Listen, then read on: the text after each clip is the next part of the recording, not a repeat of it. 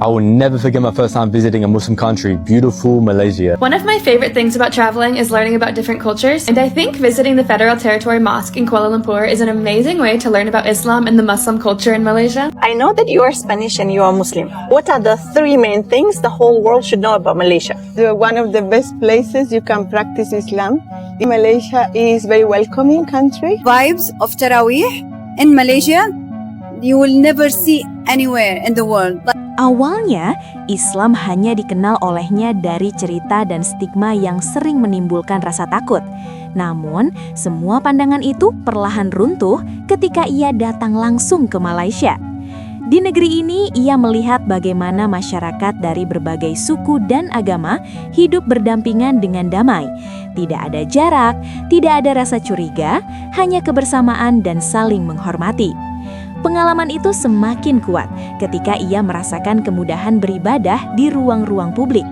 Tempat sholat yang bersih, nyaman, dan mudah ditemukan menunjukkan bahwa keyakinan dihargai, bukan disisihkan. Bagi seorang Muslim, hal sederhana ini memberikan rasa aman dan ketenangan yang luar biasa.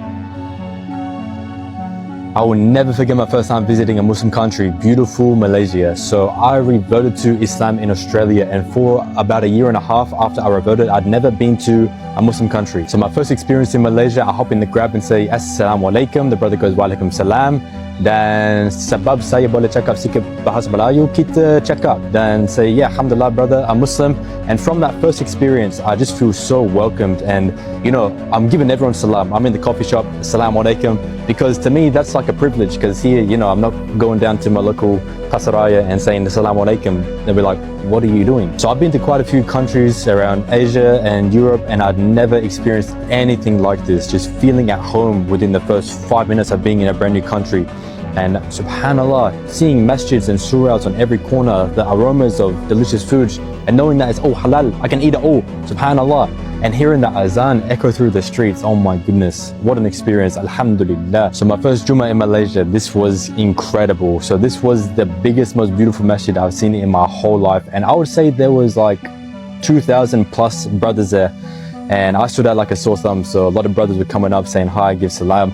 And yeah, just what an experience to be among the rows of hundreds and hundreds and hundreds of brothers all there to serve Allah subhanahu wa ta'ala. And I'm yet to visit any other Muslim countries. I just keep going back to Malaysia, and inshallah, one day I'll call that home. So pretty. I love Islamic design, and then Arabic itself is so beautiful.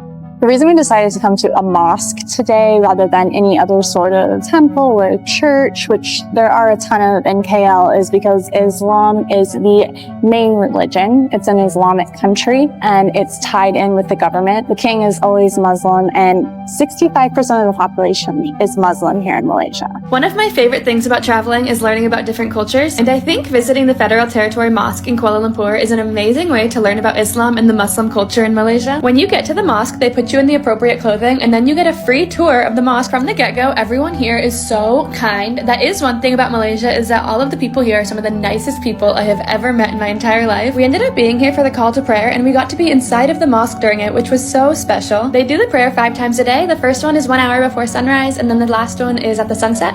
I absolutely loved this tour. I learned so much, and I could tell our guide was just so passionate and excited to share her religion and her culture. I know that you are Spanish and you are Muslim. What are the three main things the whole world should know about Malaysia? One of the best places you can practice Islam. Malaysia is very welcoming country. I used to complain a lot in the beginning because it's hot, Panas. but it's so green. This is the thing, you live in nature and you can see Allah everywhere you look at it. So it's beautiful. I like that. What's the difference between being Muslim in Spain and Muslim in Malaysia? In Spain, you always have to be fighting against the culture and the people because they don't understand what Islam is. In here, it's much easier because you just flow with the Muslims. So there is a lovely cafe where we gather and we have meetings and talks for women. Can you reveal the name of the place? Yeah, Muka is the place. I'm always there. We're coming. Inshallah, welcome. So my name is Terharu, and this is my conversion story. So I met my now wife in 2016, and at the time we were just friends, but I wanted to know more about her culture. I went to Malaysia and met her family, and spent quite a lot of time with their family over the years. They were Muslim, of course, and they introduced me to their way of life. And it just felt natural to me. It felt right. It felt like what I've always wanted in my own life. So I converted in Malaysia. Came from a perspective of seeing things in news and, okay, well, women are subjugated and those types of things. And then you realize that that's the opposite, right? This is Adrian, and Adrian is from the UK but has been living in Malaysia and recently reverted to Islam. What was the most surprising things that you had no idea about in Islam? Around how much emphasis there is on empowering women and women's rights, because I came from a perspective of seeing things in news and, okay, well, women are subjugated and those types of things. And then you realize that that's the opposite, right? And then when you get married, the one thing I learned on my weekend, learned to be a Muslim weekend, was, and marriage, was that 100%, if the wife works, 100% of the wife's salary goes to the wife, and 80% of your salary goes to the wife. And I'm like, whoa, say that again. Just go back one slide. I'm like, if anything, it's going to be the other way around, right?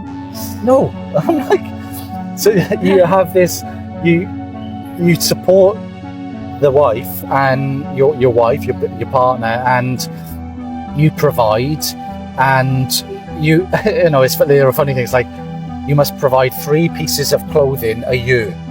Well, I was happy with that, right? Because 3 is a massive decrease. Sure your wife is gonna 100x it. Oh, well, yeah, I was like, okay, well, we can go from 103 to 3, but that didn't work, right?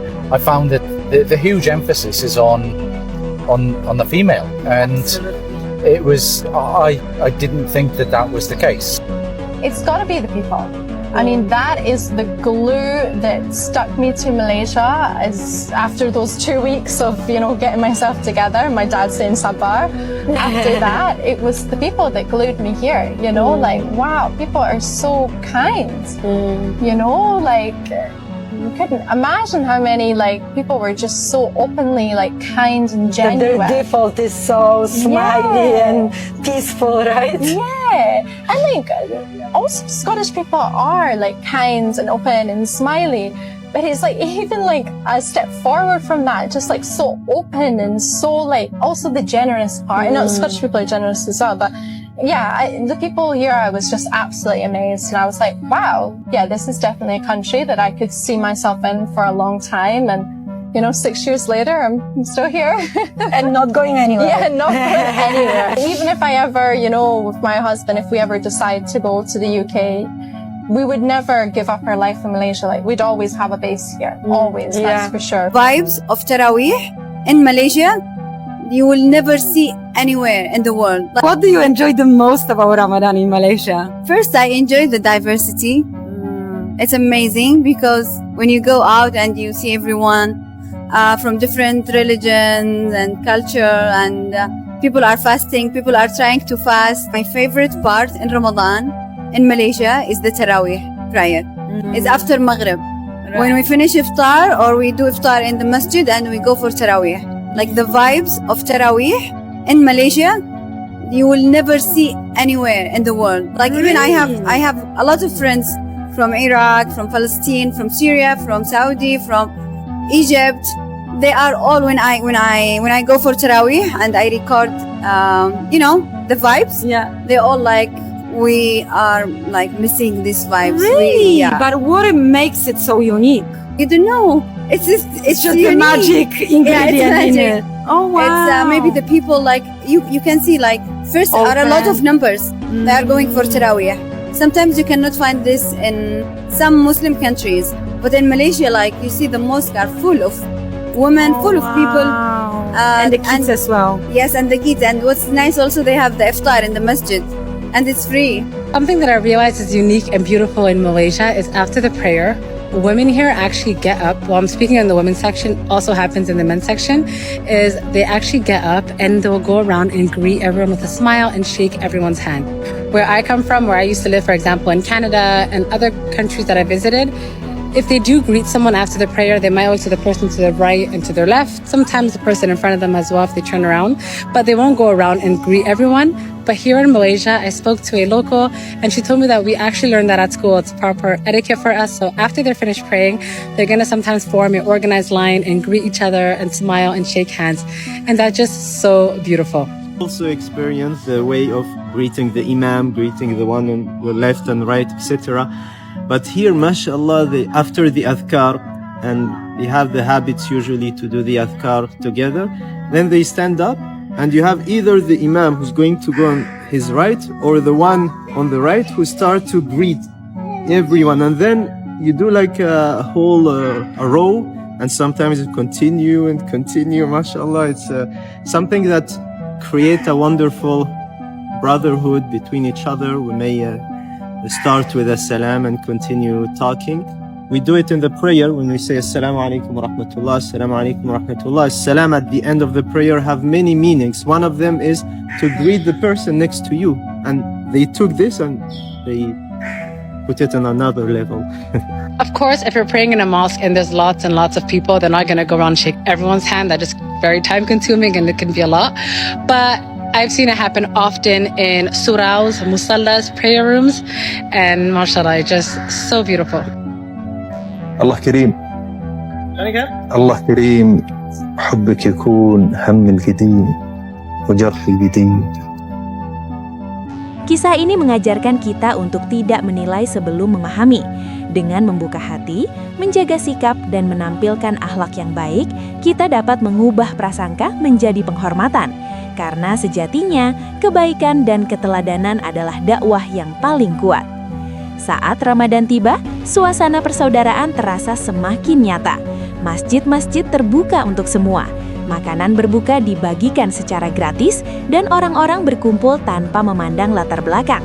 Ketika azan berkumandang, semua berbuka bersama, menciptakan momen persatuan yang menyentuh hati. Sikap masyarakat yang ramah, sabar, dan rendah hati membuatnya merasa seperti di rumah sendiri, meskipun berada di negara asing.